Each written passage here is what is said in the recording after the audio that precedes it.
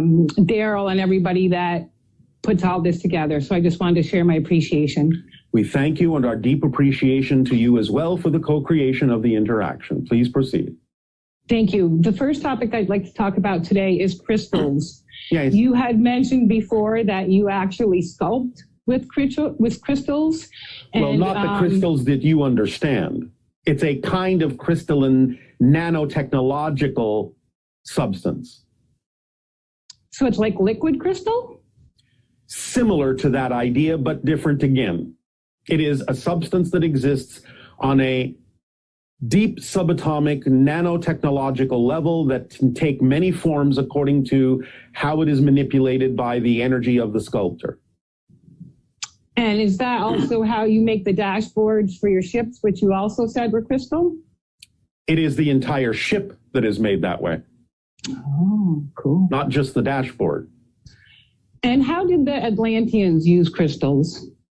They used crystals by fine-tuning them to create different effects, both for transmission of light, transmission of auditory frequencies. They understood the idea of the vibrations that are inherent in certain crystals and how to carve them so that they would be tuned to certain frequencies and allow for long-distance transmission of information and also for the production of light. And that was a function of the way that they were shaped in carving? Partly, yes. Wow. And the purity with which they were created, or mined, if you wish. I see. And we seem to be having a surge in interaction with crystals now. Are they helping us in the age of awakening? Well, again, remember that everything is a permission slip, yes? Yes. But they do have an inherent reflection of being a very pure form of organized information. In other words, they are recording devices. And so those that are sensitive to the vibrational frequencies of certain crystals that are arranged in certain patterns will be capable of extracting the information that has been recorded into them and also capable of imbuing them, infusing them with information in terms of their energy matrix as well. So yes, they can be of great assistance at this time as a permission slip to allow a sensitive individual to heighten their sensitivity and expand their senses to access information from existence itself. The next topic I'd like to move to is, you told us before about some animals on your planet. I think you called them zebes. And Aziza. Asiza. Are you referring to the idea of the zebra-striped whale-like creature? No, you had talked about them living in forests, that they were most closely related to what we would think of as cats. As cats, yes. All right. Something similar to that idea. So I'm just curious about more about the animals that are on your planet and how you interact with them. Well, we interact with them just fine, thank you. We trust the synchronicity of when an interaction occurs. We don't have to seek it out, it just naturally happens. And the symbol that they represent for us becomes very apparent when and if such encounters will naturally, synchronistically occur. Could you describe one of those? Encounters? Yes. Someone may be walking along through one of the forest areas on our planet and may encounter a particular animal, if you wish, the cat-like animal that we do call a zia. And the idea is that then, knowing that that animal has a certain symbology in our collective consciousness, it would be like suddenly interacting with a portion of the collective consciousness that the animal is reflecting to us like a mirror, so that we will understand that the synchronicity of having that encounter will put us in touch with the vibration on a higher level of a portion of the collection of our entire civilization. And the purpose for that happening at that particular moment will simply reveal itself and make itself obvious as to enhance our own understanding of ourselves and give us a chance to experience a higher perspective of ourselves as it relates to the collective consciousness of our entire reality. So they're symbols of alignment? Is that what you're saying? All things are symbols of alignment. But the animals are, in a sense, symbols of alignment to certain very specific archetypal representations of our collective consciousness, in much the same way that yours are too. In other words, many people on your planet look at the idea, let's say, of your dog as being symbolically representative of the concept of companionship and service. You follow me? Yes.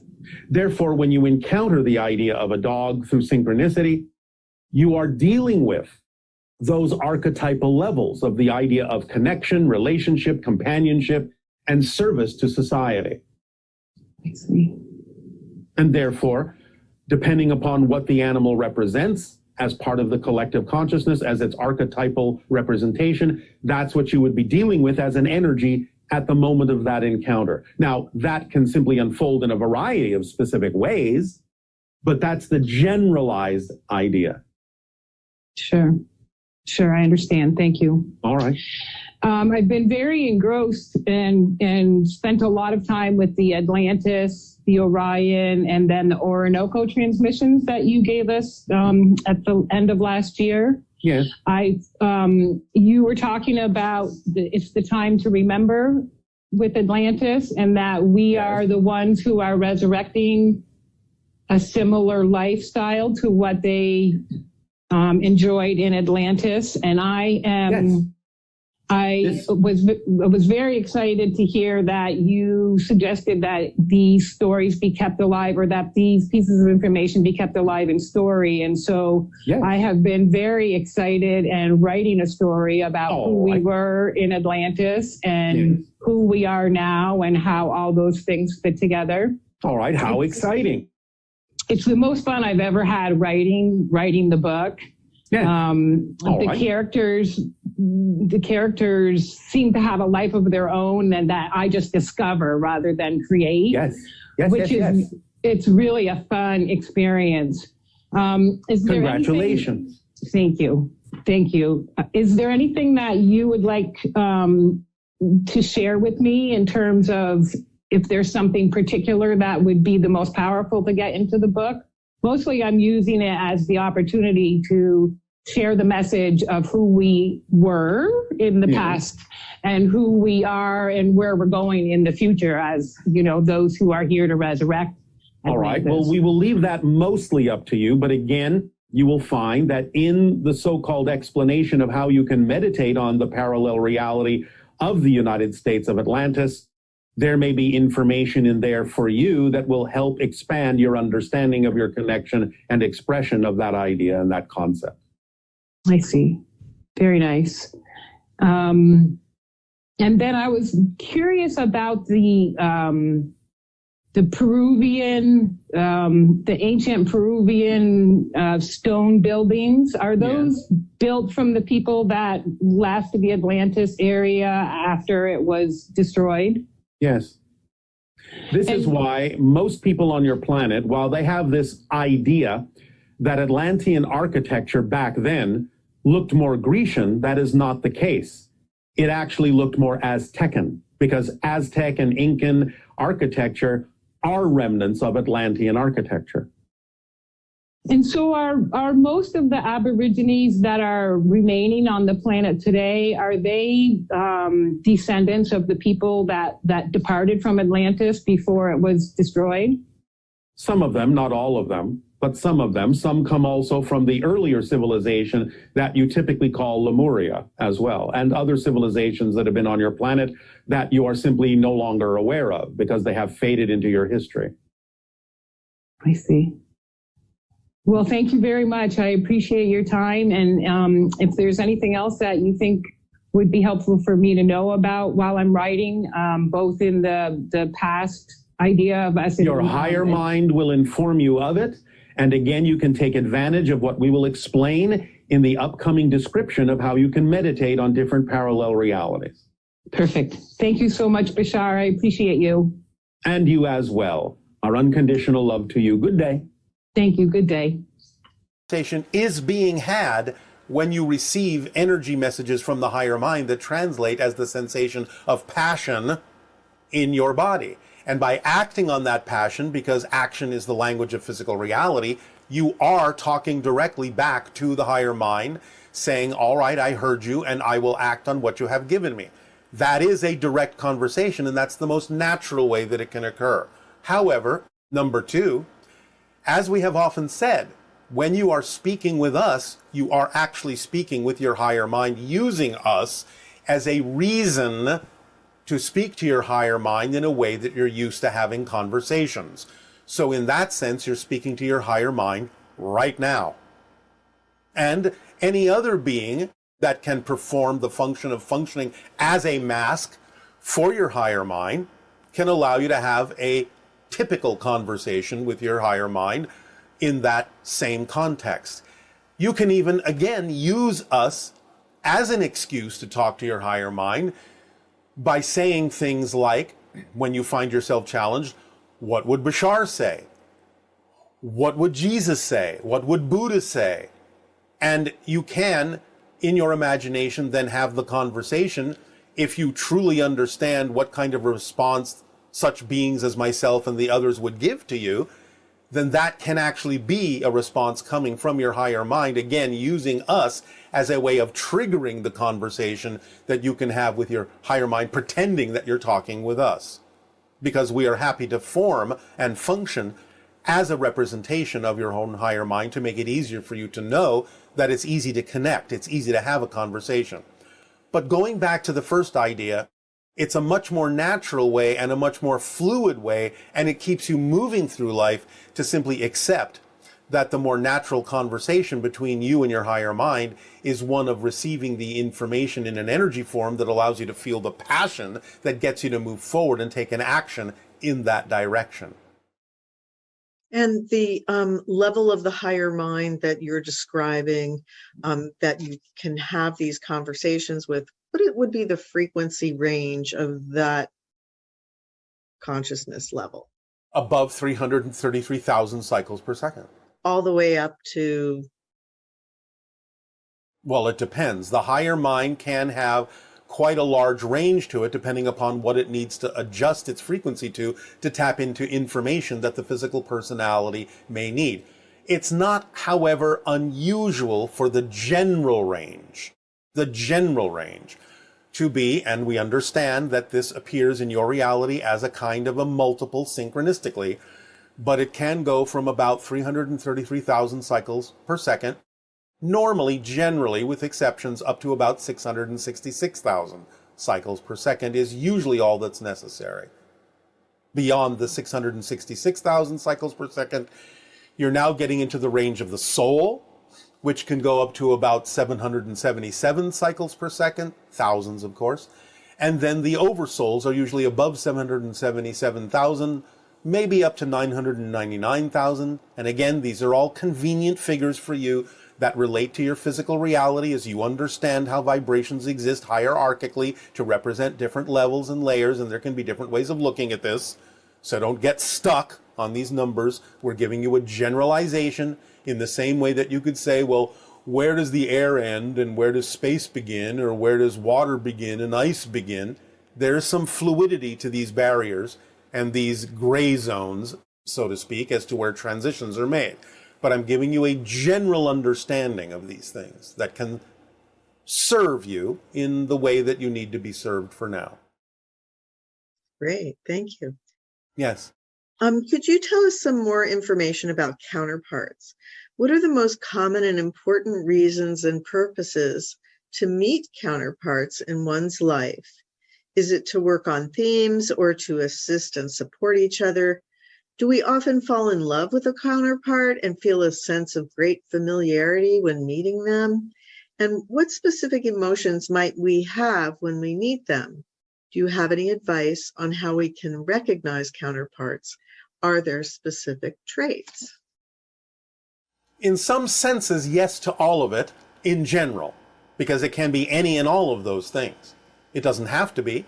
As we have said, sometimes a counterpart can be someone who really pushes your buttons that you may not even really like, but they're serving the purpose of getting you to face certain things and helping you become more of who you are. Now, it doesn't take a counterpart to do that, but sometimes counterparts will come into your life to do those kinds of things. And the full range of emotions can be felt depending upon the theme of the counterpart and why you've attracted that particular counterpart into your life, what it is that it needs to remind you of as you explore yourself and become more of who you are.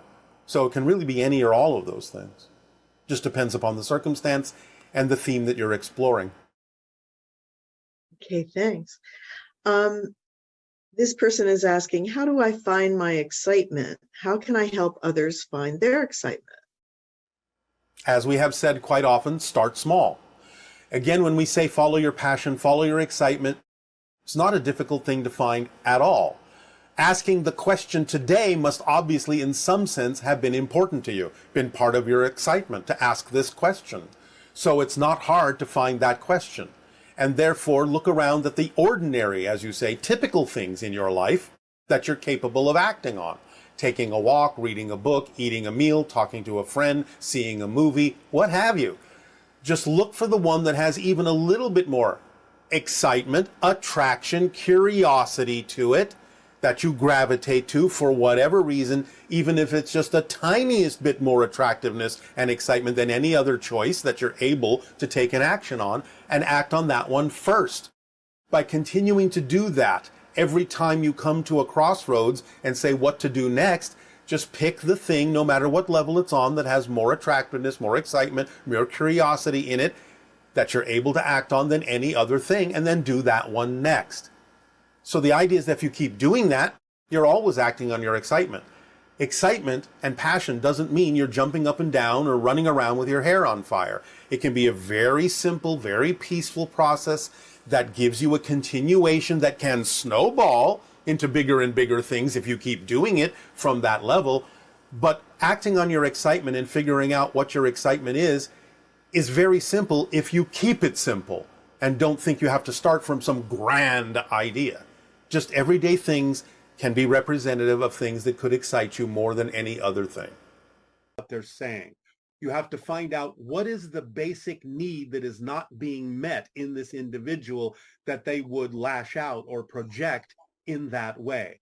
It is usually, again, about issues of not being or feeling loved or not feeling worthy or deserving or something along that line, fundamentally, that would cause an individual to project onto another what it is that they feel they are incapable of giving themselves, and resenting what another individual may remind them of in terms of their inability to not give that to themselves.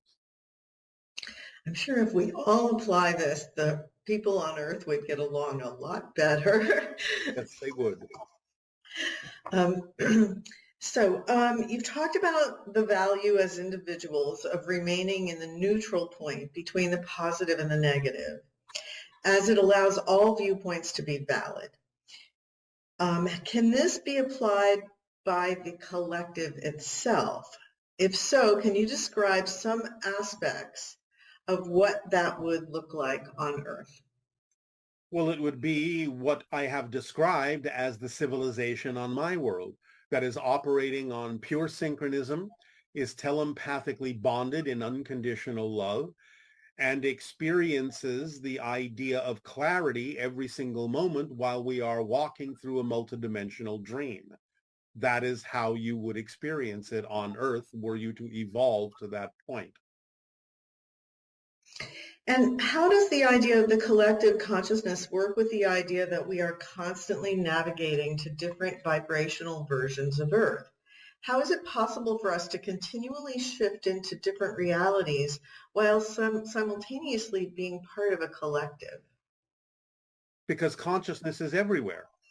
Remember that you're dealing, when you shift, not only with your own individual consciousness, with the collective consciousness of your world, but with the collective consciousness of all that is on different levels of expression. So the idea is that consciousness is everywhere. There is no place that consciousness is not.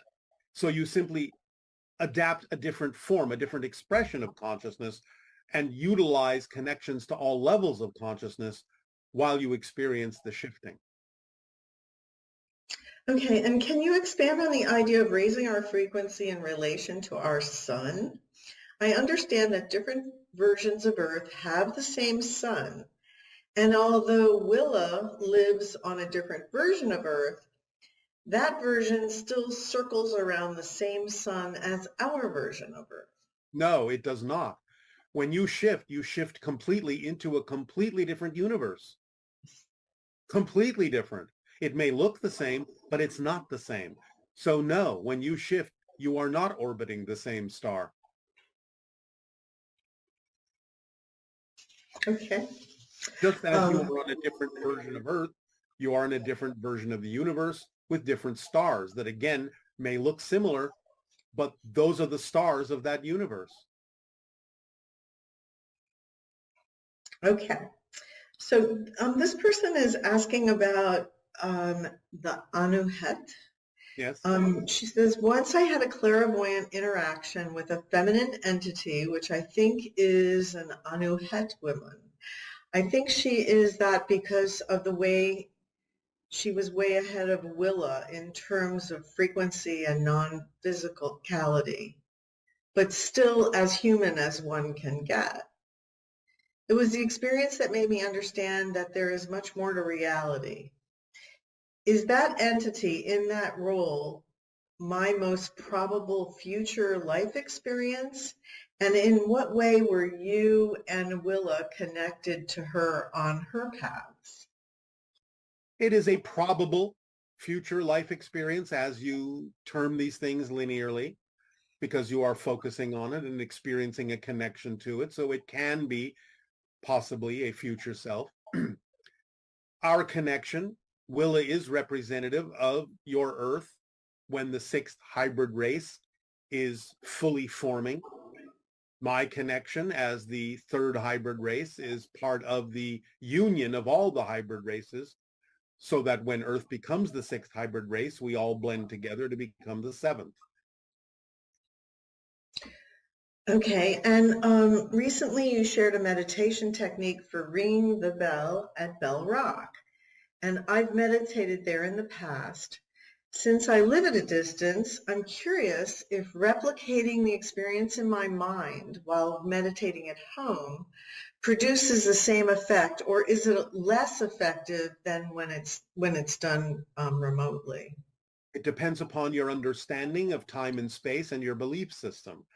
Since distance is an illusion, if you truly understand that, then your meditation at home can be just as effective as actually being in present with Bell Rock, because you would understand that at home and in present is no different if you understand that distance is an illusion. So it's all dependent on your belief system. And your understanding of time and space. And space. Okay, and this person's asking about the Mitchell Hedges skull. They were in a private session with the Mitchell Hedges skull, and they brought their clear crystal skull to absorb the energy of the Mitchell Hedges skull. How much information does one crystal skull absorb from another? And what kind of information can a crystal skull reflect back to you? All the information that is absorbed and all the information that is reflected to any particular individual is all the information that is relevant for that individual's life path. It doesn't necessarily absorb all of the information in a master skull like the Mitchell Hedges skull, but it will absorb everything that is relevant for the individual connected to the skull that is doing the absorbing. Okay, and can you give us a little guidance on making sense of our dreams? And the way this is expressed is, how can we make more sense of them even when they seem completely random and easy to discount? Well, again, remember, there are different kinds of dreams. Sometimes if you're having an experience out of body, your physical mind will use whatever symbols make sense to it to represent or symbolize the experience you had, but there may not necessarily always be enough symbols or enough representative symbols to make complete sense out of what was going on a different level of reality. So sometimes the dream can be highly symbolic, and if you have an understanding of the symbols and how you relate to those symbols, sometimes even understanding that you are everything in the dream and what those symbols mean to you as different aspects of yourself being reflected back to you and what they symbolize to you about different components of your consciousness, then you will have a clearer understanding of what the dream, quote unquote, means to you. So I guess that can help when people do like dream journals and they start keeping track of the different symbols that repeatedly show up in their dreams. Yes, even if they don't repeatedly show up, you can still have a relationship to a symbol by meditating on what the symbol represents to you. And that can be especially true when you wake up in the morning before you fully come out of the dream state. Yes, it is easy to remember the dream if you stay with it and not just jump out of bed. Another way to look at it is if you have any proficiency with any other divination system, like tarot cards or such, you can start treating the dream symbols in the same way that you would treat the symbols on a tarot card or any other divination system. That sounds interesting. This question is, can you define observations, perspectives, opinions, and judgments? Observations are neutral. Perspectives are your particular point of view that can still be neutral. Judgments, in the way that typically humans mean that, usually goes into some sort of adding your opinion, your belief, a perspective that may or may not be positive or negative into the mix of your observation. In other words, judgments and opinions represent the filtering of observations through your particular belief system, whether it's positive or negative, as to what it is you are observing, what your perspective of it is. Perspective can sometimes already be representative of a filtering through your belief system, which is why you have that perspective, although there are neutral perspectives as well. So basically, observations can be neutral. Perspectives can be neutral, but can be representative of filtering through a belief. Judgments and opinions are usually representative of filtering an observation through a belief system, whether positive, neutral, or negative. Very much present in my family. And last week, exactly a week ago, my uncle died, has passed away. Yes. And my uncle, who's a brother of my grandma, I still call him an uncle. And he passed away unexpectedly. His mother feels a little bit guilty for this. Why does she feel guilty? What does his passing have to do with her? She said that she's a very simple woman. Like, I don't care. What does his passing have to do with her? Did she kill him? She said that she was talking bad behind his back about him, and that's why he died. It's not why he died. These things are chosen by the person. The timing, however, can serve her in recognizing that perhaps saying things behind his back that are negative gives her an opportunity to recognize through the idea of the alignment rush that she may have been out of alignment in doing so. But to continue to wallow in the guilt means she's not learning the lesson that he has given her the opportunity to understand. So why not learn the lesson because of the timing of the death that put her in touch with the fact that she may have been out of alignment in saying the things that she said behind his back, and use that opportunity to propel herself forward in a positive way, which is what would be the wish of the person that died. Okay. Do you understand? I think once a person is in spirit, they're no longer the way they were in physical reality. They are made and wrapped in unconditional love and only wish the best for those that are still physical. So the timing of the death, even though it was chosen by the person who died, is an opportunity for those left behind to realize what their relationship to that person was. And if they're feeling the guilt, the rush of alignment or the rush of misalignment, then they can realign themselves and not spend more time in guilt, which is exactly the opposite of what the spirit of that dead person would now wish for that person. It's a lesson to be learned. It's an alignment to be corrected. And if she is willing to learn the lesson, then she can actually serve the purpose of the death in a positive way, honor that person who died in a positive way by learning that the way she was behaving is not necessarily ideal, and bringing herself back into alignment, which would completely satisfy the spirit, knowing that the person had done something loving for themselves based on something that was done by the person who died, that was a loving opportunity given to that person to give them the opportunity to correct their own energy. Does that make sense? Do you understand? Yes.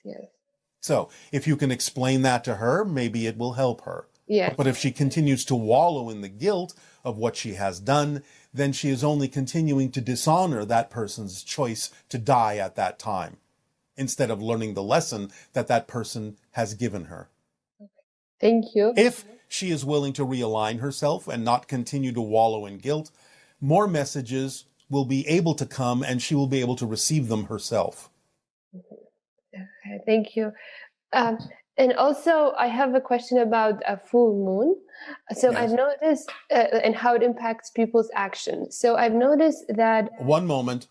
It does not impact people's actions. Their belief about it impacts their own actions. Remember, everything in physical reality is a reflective symbol, not a cause. It's a reflection of what's already going on in your consciousness, a reflection of your belief systems, to point out to you what kind of belief systems you have.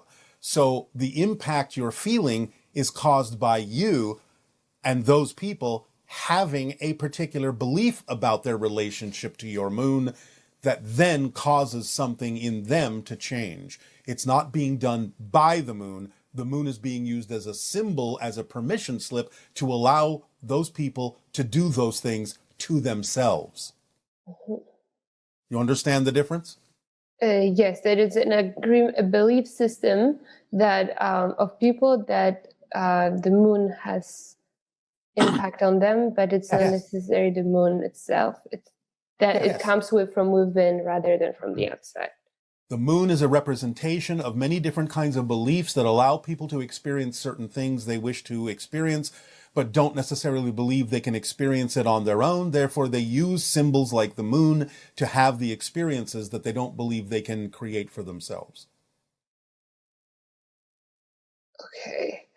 So, because what I wanted to say is that I've noticed that oftentimes these people on full moon days, they're like, for example, a lot of people in emergency rooms and Again, crazy. It's all about the idea of their own belief system and their relationship to the symbol they are using to give themselves permission to move in a certain direction, and that could be positive or negative. Mm-hmm. It's not like a greater chance to manifest things in life. It's a greater chance if certain people believe that it's a greater chance. Mm-hmm. Yes. But again, everything in physical reality is a reflection of what's going on in their consciousness. It's not a cause of it. Mm-hmm. Okay. And I also wanted to ask, because so I'm Polish and I have a lot of family in Poland. Yeah. And my closest family, my brother, really likes living in Poland. Yes. And in my opinion, it's maybe not the best place to live because... Well, that's not your choice to make, is it? No. You can share with him your ideas about why you feel it might not be the best place, but you still have to allow him to make his own decisions if he is actually truly happy there. Remember, you don't know what his life path is, and whatever it is that's going to happen in that particular area may be something that he has designed himself to go through. You can't make that choice for him. You can only share with him the idea of why you might have a more positive experience somewhere else, but don't necessarily say it from the idea of fear. Otherwise, you're just reinforcing the negative side of any particular issue that may occur. Mm-hmm. So it's not your life. You can share your opinion, but you have to let go. It's not your life, and it's not your choice to make. Okay. The thing is that he's a part of the family, and I still care about him. Well, of course you care, but if you really care, you will allow him to make his own choices. You will give him the opportunity to make different choices, but you have to let him make his own choices. Whatever people do with whatever information you share with them is none of your business. So if you really care for someone, you will let them make their own choices after you have shared with them the option of other choices they can make. Because again, you don't know what his path is all about. Mm. Just because he's a member of your family doesn't mean you know better than he does. Even if what he knows is unconscious, doesn't mean you know better than he does about what it is he needs to experience to learn his lessons in life that he chose to learn. So be loving. You can certainly afford him the opportunity to hear you out and know that there may be other choices he can make. But when he makes his choice, that's his choice. And the choices he makes, it's none of your business. Just keep loving, keep supporting in whatever way you can. Okay. And I wanted to ask, what is the secret to a long-lasting marriage? Communication, clear communication, support, and allowing each being in the relationship to see reflections that will allow them to become more of who they truly are.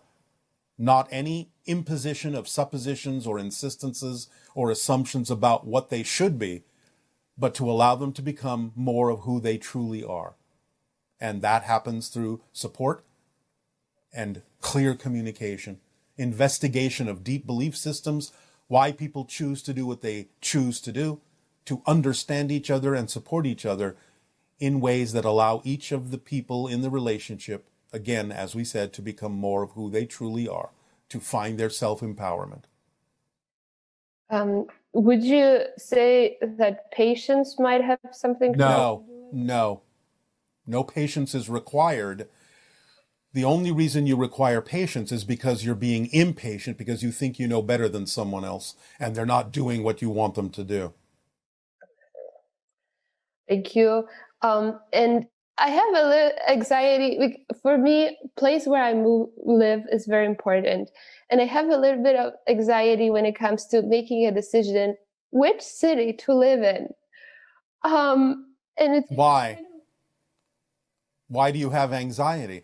Do you not have the capability of simply being attracted to something that you love, that you enjoy? Well, what's the anxiety about? There's always the fear of making the right choice, losing something. You will always make the right choice, even if it's the wrong choice. Because synchronicity, if you allow synchronicity in your life, will show you where you actually need to be. So even making what is not the correct choice will allow synchronicity to turn you around and provide opportunities that will take you to the correct choice. So you can always rely on synchronicity to be your guide. So again, don't heap judgment upon yourself for making a choice that may be out of alignment. If you trust synchronicity, it will show you the way. Okay. So there is really, because my fear was oh my God, I'm going to lose all the people that I know here when I move. Well, that's going to happen if you relate to that in terms of fear, because then you're creating it to happen because you're afraid it will happen, which is the same thing as manifesting it. So again, if you understand that all the important things that are relevant for you in life will not go away if you simply follow the flow of synchronicity, then you'll be fine. And if something does go away, then it needed to. Okay, so just focus on the positives and that everything works out for me. Why not? Why not? Why make any other choice? Even if something happens that you don't prefer, you have to know it's got to be there for a reason that can provide you a lesson that you need to learn, and therefore that's a positive thing. That's how you use what you don't prefer in a way that you do prefer. Okay. Yes? Stop worrying and just focus on the positive. It's exactly what we were already talking about. Stop heaping judgment on yourself and just get on with living your life in the best possible way you can, by providing yourself opportunities that you can learn lessons from, which is the whole point of why you are here in physical reality anyway. The process is the point. The journey is the destination. There's nowhere better that you can possibly be than to experience what's happening right now in your life and learning from it. All right? Yes, thank you very much. I appreciate this opportunity. And it is our passion and our pleasure to interact with you as well. Don't be so hard on yourself. Don't be so confident about your lack of confidence. Okay, I'll keep All that. right. Thank you. Bye. Anything that is outside the vibration, the pure vibration of staying in that state, is going to bring you back to physical reality focus. And again, the idea is you do have a physical life to lead, you do have a physical life to live, and therefore you're not necessarily going to stay in the lucid dream state that long, because you made an agreement and chose a theme where you need to focus in physical reality dream. And the more you become lucid in physical reality, again, the easier it will be to become lucid in the dream state as well. So the primary purpose of having a physical life is to know yourself, to be yourself, and to become more conscious and more aware and more lucid in the physical dream.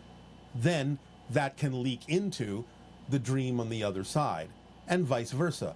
But remember that in the dream state, often many people are setting up in the physical world what it is they choose and need to experience, and therefore they're focused on that as being, at the moment at least, more important than becoming lucid in the way that you're talking about it in the dream state. It seems like during lucidity, we have more abilities. Like some people can fly. Some people notice that there's almost an etheric glow to the environment that they're in. Well, that's because they're in an etheric reality. And as we said, glows and lights and colors are different there. Okay.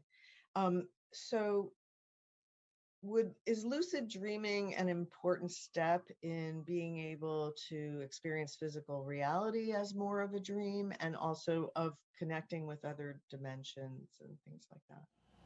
It can be, but it depends upon the theme that was chosen by the person. It's not necessarily more important. So it's a permission slip that if you feel attracted to it, that would be something to delve into more closely. Yes, it's not everyone's path. Yes, it's not everyone's path. Just for our audience, there is a session on lucid dreaming that you did a number of years ago, and if you check with the chat, they can give you more information. That can help if it works for some people, yes. But again, it depends on the path the person has chosen. It's in some ways more important to become more lucid in the physical dream.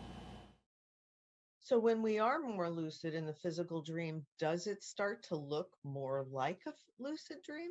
Yes. And that's when you can also be more lucid in the dream state, because you have broken down the barriers that you have in your mind about what physical reality is. And the idea of the physical dream and the non-physical dream start to blend together. You lose a sense of difference and separation, at least to a degree, that allows you to become lucid throughout the entire spectrum of your consciousness, both physical and non-physical. So becoming more lucid in physical reality and seeing physical reality as a dream and experiencing the malleability of space and time in physical terms can actually give you more experience in the lucid spectrum between physical and non-physical reality. It can cause less of a perspective of separation. So compartmentalization is also an aspect of lucid dreaming. Like the less you have to compartmentalize because it hasn't been dealt with, fearful, negative belief, things like that, the more challenging it would be to lucid dream or some version of that. And it's reflected in physical reality also, that you perceive more and you feel more like you're in a lucid dream when you have broken down the compartmentalization. Is that in general, for most, yes. There is going to always be exceptions to any idea you may propose, because different people will do things in very different ways. But in general, yes, that's true. And does time actually have a difference? For example, that individual was saying, oh, it happens so fast and then I'm out of it. Is it possible that they're actually in the lucid dream for a really long time and you just don't know it? Yes, relatively speaking, time is very different in the higher states. It's not what you experience in physical reality. And what may seem to be 5 minutes in physical reality could actually be experienced as 5 years in the non-physical state. And in lucid dreaming, is that a way that you can connect with hybrid children and other beings and other? I think you know the answer to that is yes. Yes, I guess so. Just confirming. All right. Okay, now prophetic dreams are also a big question. Some people have prophetic dreams that happen years ago, and then they see it coming to fruition now. Yes. Other times, one person expressed a concern that the things that they were shown in this prophetic dream are actually connections they're making to other realities of other people that are having those experiences. And what would be the purpose of being shown something that's happening to somebody else like that? Well, one purpose would be your reality contains the probability of what's happening in this other parallel reality, but you get to decide whether or not to keep the energy going in that direction or to change it and not necessarily let that play out in your physical parallel world.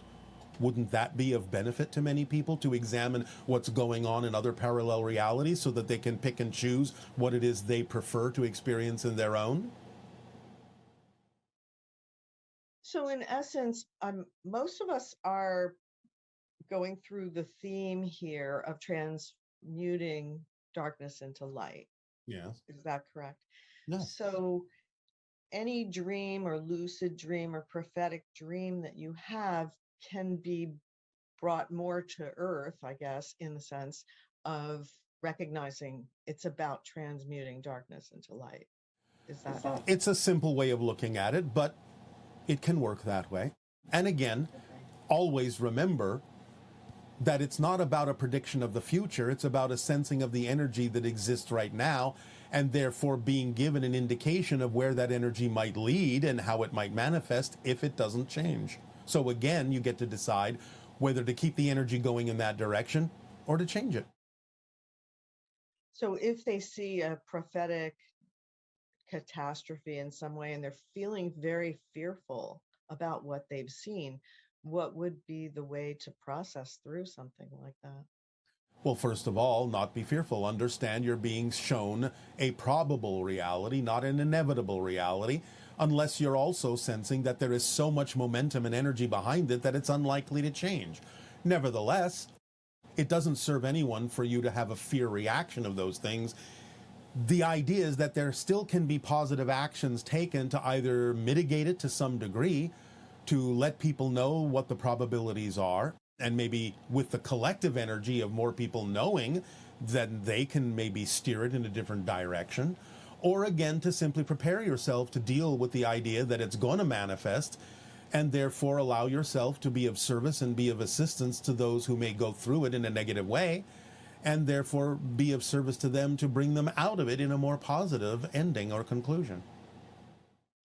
So it's almost like you can prepare for that particular disaster, I suppose. And then at the same time, that also teaches you how to maintain being at the center of the cyclone, in a sense, Yes. the eye of the hurricane, so Yes. that you maintain your balance and your neutral posture, while at the same time recognizing that this may be a reality that's going to manifest. Yes, because many people may have believed that they required that idea. And if it's not something you necessarily need to experience directly, then you can be something that's a stable influencing to help them recover from such experiences in a helpful way, in a positive way. So these questions have to do with waking up from a dream and coming back to the physical body. There's a transitory experience that we'd like you to explore, and also why it can sometimes take time to feel resynchronized with and grounded in the body and the personality. Yes. So I guess they're asking you to explore what is this transitionary process of going from sleep into wakefulness? Well, again, Different people will experience it in different ways, depending on their relationship to the idea of the transition from spirit to physical reality experience. Of course, many people who experience the idea of spirit or astral realms and out-of-body experiences get very used to it very quickly because that's your natural state. You remember who you are. You feel more expanded. You feel more loved. You feel more supported. So many people will have a little bit of resistance or a little bit of sluggishness, lowering their vibration again to reclaim the idea of the physical dream, to re-experience physical reality. And therefore it can require a little bit of time because there might be a little reluctance to give up the freedom and the expansion that you experienced in the non-physical realm. It's not unusual, but again, most people are willing to play out the theme that they chose, even if it is a little bit slow or sluggish to reconnect to that idea, even if there's a little bit of resistance or reluctance to do so. And that can be the reason for the slower transitions, whereas some people, depending on what they experience in the non-physical realm, might jump right back in, might snap right back in because they're so eager to continue with whatever it is they played out or planned out in the non-physical realm. It depends. So it could also reflect the idea that if physical reality is very challenging right now, the idea of waking up into it may have resistance to that. Yes, you experience a lot of this or hear a lot of this with what you call near-death experiences, where the person is out of the body, so to speak, for an extended period of time and gets used to the idea of being an expanded spirit and remembers who they are and how it feels and so on and so forth. And then you find that sometimes when they are resuscitated, brought back into the physical realm, a lot of them can actually experience anger for the moment at being so restricted again. But again, they usually bring with them the knowledge of an experience that will benefit them in life, and they will usually apply that and get over the anger relatively quickly.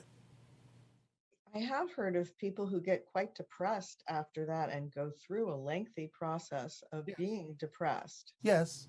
But again, the idea is that they may not simply be made to understand that they were given a gift that they can bring back and apply to the physical world, and they may simply be dwelling on the idea that, oh, I'm back here again, and now I have to go through this and do that. So their focus is important in terms of allowing themselves to know that more often than not, when you visit, again, the spirit realm, which is your natural home, your natural state, if you do return to the physical realm, there is a purpose to that. And if you focus on the idea that you've been given some information that can actually be of great benefit and service to your world, then it won't necessarily be experienced as depression. On the eye of the needle and where we'll be going through it at this point where we are. Well, you have now made a significant shift in energy in a variety of ways. So this will, to some degree, accelerate the tunnel, the passage that we have termed the eye of the needle. So you can take advantage now of a more accelerated momentum of energy in a positive direction.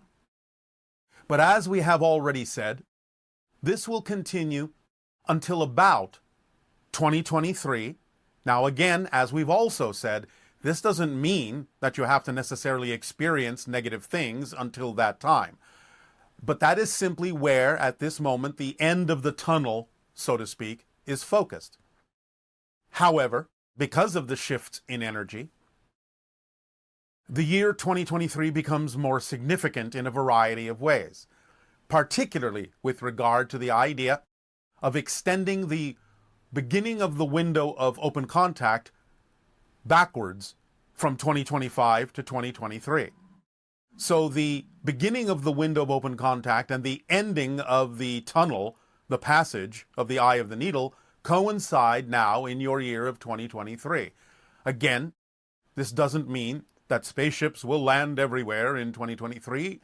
It will be, however, the beginning of more opportunity to experience things that have to do with the establishment of more energy and framework for the opportunity, for the higher probability of open contact. And there may be an event in 2023 itself that may herald how much stronger the opportunities for open contact are. So in 2023, there can be new information coming in from your space probes, new information from your scientists about the probability of life off the Earth, and even an increase in the probability of there being more large-scale UFO sightings in the year 2023. So look to that year as you emerge from the tunnel of the eye of the needle, as also emerging at that time into the beginning of the window for open contact and the increase in probability for awareness of what is going on, not only globally on your world, but also to begin to really start incorporating in your reality the ideas of life elsewhere in the universe. Now, energetically also, with regard to the shifts that are being made now, and in particular in the areas in your country that you are calling Arizona, that you are calling Georgia, you may notice the idea of a reflective reverberation or frequency that has happened in the sense of the shifting of vibrational energies in those two states in the direction that you have now chosen collectively. Because the idea is that the vortex in Sedona is mirrored by a vortex over Atlanta. And in the idea of the balancing of the energy that we have been assisting all of you with by pumping a more balanced energy into the vortex in Sedona and it being mirrored by the vortex in Atlanta, you have witnessed physiologically two things. Number one, the shifting of energy in those states to a great degree, going in the direction of the choice that you have made politically. And also, this happened by the occurrence of more individuals coming into the cities in those two states that are representative of a different demographic. You could say, in some sense, that Atlanta now exhibits far more of the energy of California, specifically more of the energy of Los Angeles, and specifically more the energy of Hollywood, because of the demographic shift of many people relocating in the Atlanta area that are involved in the same kinds of activities that you find in Hollywood in terms of film and television creation. So the idea is that the shift of the West Coast energy is now more shifting to the East Coast and the southern areas because of the connection between the two vortices, also between Sedona, which is also receiving, and Phoenix, which is also receiving more of the demographic of the West Coast as people relocate to those areas that bring that kind of energy with them, and seeing it mirrored by the Atlanta vortex. So many things have shifted subtly over the last few years that are now revealing themselves vibrationally in the kind of energy output and the kind of choices being made by the people having relocated to those particular vortices, and the energy of the balance that we are assisting you with coming through those vortices in a way that is drawing more people to those areas to balance out the demographic energy and vibrational reality of what is happening in your country. That is what we will say for now about that subject. Okay, and I suppose tagging on to that is the election and what happened today with Biden being elected. How has that impacted the window of conflict? I have already answered that. So that's essentially part and parcel of the change in leadership. It is a change in the choices being made that is reflected by the idea of the leadership. Okay, thank you. Yes, because the leadership is calling for unity. The leadership is calling for the idea of connectivity and community at this point, which will enhance and increase the probabilities for open contact because it requires the idea of community, connectivity, and those kinds of frequencies and states of being in order to increase the probability of open contact with other communities among the stars. I see. And this is why it has come down to the idea of stretching backwards to the year of 2023 as the new beginning of the window of open contact rather than 2025. Okay. Can you comment on the intense polarization that's been occurring in relation to the coronavirus and the election? Well, it's all interconnected. It's all interconnected with, again, the energy of fear or the energy that is positive. So all of these things in your society are going to be reflective of the polarization that you have all created with regard to the revelation, shall we say, or the revealing of the different kind of energies that have lain within many people on your planet for quite some time. But this brings out into public relief, into very broad, strong relief, the idea of the energies that have been simmering under the surface for a long time and are now being exposed, so that, again, bringing everything out on the table to see exactly what energy states exist within your different societies and cultures, you can deal with it and begin to more clearly make the choices that you prefer for what kind of a reality you prefer to experience. As we've said before, this is simply part and parcel of an extension of bringing everything out on the table, positive and negative, so that by seeing more clearly the negative that exists, you can then, by contrast and comparison, make it easier for you to decide what kind of a reality in a positive sense that you prefer. So it's all interlaced, it's all interconnected.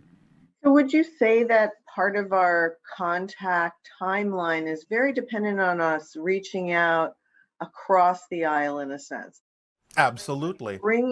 Coming together and working in a state of perhaps more towards compromise. In a sense, yes. More a state of balance, and also more the opportunity through conversation of various kinds to really explore why people make the choices they make. Instead of simply reacting to the choices on the surface, it's about really getting together and exploring why those choices are made. Because when you get down in conversation to the real, as you say, nitty-gritty of why people make the choices that they do, what it is they may be afraid will happen, what it is they are seeking to feel within themselves in terms of self-empowerment, when you can allow the conversations between differences in perspective to really get down to the common reasons why people make the positive or negative choices that they make, then you really form a basis for real understanding, real communication, and real self-realization and recognition within each and every individual about why it is that they do go in the direction that they go, why it is they are making the choices that